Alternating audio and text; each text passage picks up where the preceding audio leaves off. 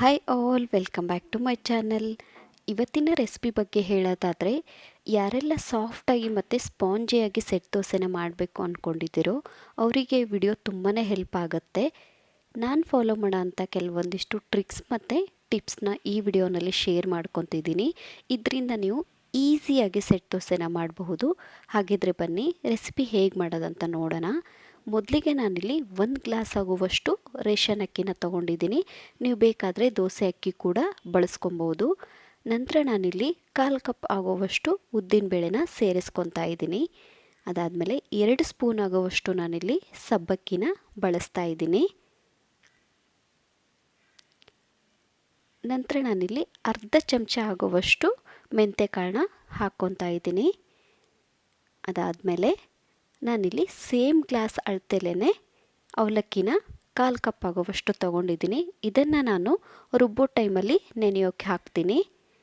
ಇವಾಗ ನೀವು ಇದಕ್ಕೆ ಎಷ್ಟು ಬೇಕಷ್ಟು ನೀರು ಹಾಕಿ ಇದನ್ನು ಚೆನ್ನಾಗಿ 1-2-3 ಟೈಮು ತೊಳಿಬೇಕಾಗತ್ತೆ. ನೀವು ಇಡ್ಲಿ ಆಗಿರ್ಬೋದು, ದೋಸೆ ಆಗಿರ್ಬೋದು, ನೀವು ತೊಳೆಯೋದ್ರಿಂದ ಚೆನ್ನಾಗಿ ಬರುತ್ತೆ ನಿಮಗೆ. ಈ ಥರ ತೊಳೆದು ನಾನು 4-5 ಅವರು ನೆನೆಯೋಕ್ಕೆ ಹಾಗೆ ಇಡ್ತೀನಿ.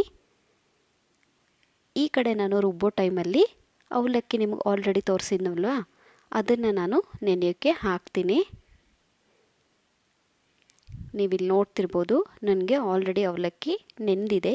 ಈ ಕಡೆ ನನಗೆ ಅಕ್ಕಿ ಕೂಡ ನೆಂದಿದೆ.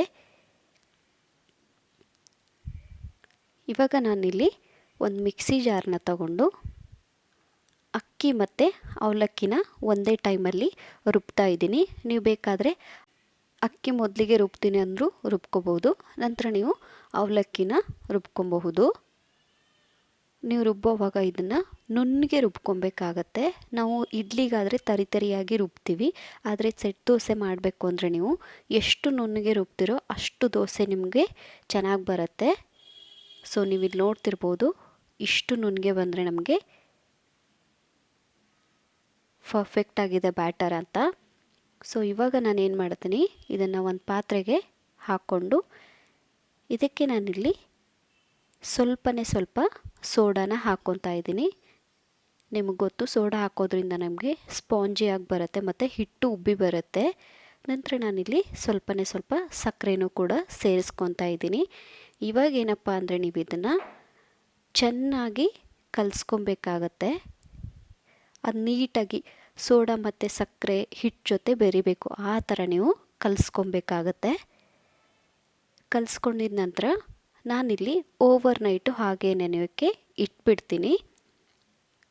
ನಂತರ ನೀವು ನೆಕ್ಸ್ಟ್ ಡೇ ಮಾರ್ನಿಂಗ್ ನೀವು ನೋಡ್ತಿರ್ಬೋದು ಹಿಟ್ಟು ನಮಗೆ ಎಷ್ಟು ಉಬ್ಬಿ ಬಂದಿದೆ ಅಂತ. ಇವಾಗ ನಾನು ಇದಕ್ಕೆ ರುಚಿಗೆ ತಕ್ಕಷ್ಟು ಉಪ್ಪನ್ನ ಸೇರಿಸ್ಕೊತೀನಿ. ನೀವು ಬೇಕಾದರೆ ನೈಟೇ ಉಪ್ಪು ಹಾಕ್ಕೊತೀನಿ ಅಂದರೂ ತೊಂದರೆ ಇಲ್ಲ. ಇವಾಗ ನೀವು ಇದನ್ನು ಚೆನ್ನಾಗಿ ಕಲಿಸ್ಕೊಬೇಕಾಗತ್ತೆ. ಯಾವ ಥರ ಅಂದರೆ ಅದು ನೊರೆ ಬರಬೇಕು, ಆ ಥರ ನೀವು ಕಲಿಸ್ಕೊಬೇಕಾಗತ್ತೆ. ಪ್ರತಿ ದೋಸೆ ಹಾಕಿದ ಮೇಲೆ ನೀವು ಈ ಥರ ಕಲಿಸ್ಕೊಂಡೇ ದೋಸೆ ಹಾಕ್ಕೊಬೇಕಾಗತ್ತೆ. ಇದರಿಂದ ನಮಗೆ ಸ್ಪಾಂಜಿನೆಸ್ ಬರುತ್ತೆ ಮತ್ತು ಸಾಫ್ಟಾಗಿ ದೋಸೆ ಬರುತ್ತೆ. ನೋಡಿ, ನನಗೆ ಈ ಕಡೆ ಹಂಚು ಕೂಡ ಕಾಯ್ದಿದೆ.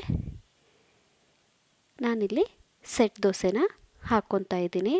ನನಗೆ ಚಿಕ್ಕದು ಸೌಟ್ ಇರೋದ್ರಿಂದ ನಾನು 2 ಸೌಟಷ್ಟು ಬ್ಯಾಟರ್ನ ಹಾಕ್ಕೊತಾ ಇದ್ದೀನಿ.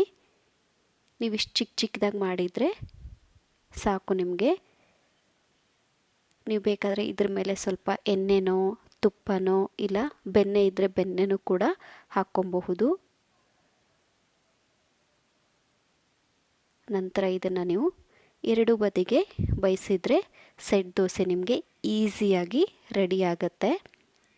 ಇದನ್ನು ನೀವು ಮೀಡಿಯಮ್ ಫ್ಲೇಮಲ್ಲೇ ಇಟ್ಟು ದೋಸೆನ ಮಾಡ್ಕೊಳ್ಳಿ. ಸೊ ನಾನಿಲ್ಲಿ ನಿಮಗೆ ಇನ್ನೂ ಒಂದು ದೋಸೆನ ತೋರಿಸ್ತಾ ಇದ್ದೀನಿ. ತುಂಬ ಈಸಿಯಾಗಿ ನೀವು ದೋಸೆನ ಮಾಡ್ಕೊಬಹುದು. ನೋಡಿ, ನಿಮ್ಗೆ ಇನ್ನಾದರೂ ಹೋಟೆಲ್ ಸ್ಟೈಲಲ್ಲಿ ಬೇಕು ಅಂದರೆ ನೀವು ಬೇಕಾದರೆ ಕ್ಯಾರೆಟ್ ತುರಿ ಇಲ್ಲ ಕಟ್ ಮಾಡಿರುವಂಥ ಕೊತ್ತಂಬರಿ ಸೊಪ್ಪನ್ನ ಈ ದೋಸೆ ಮೇಲೆ ಹಾಕ್ಕೊಬೋದು.